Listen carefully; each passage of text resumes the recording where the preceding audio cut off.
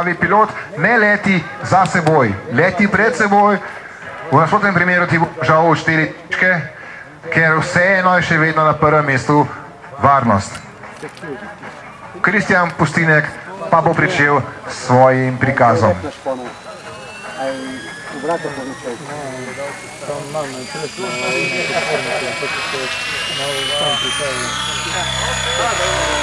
Kristjan je dal signal za pričetek njegovega prikaza. Poglejmo ga. Lep, eleganten prelet.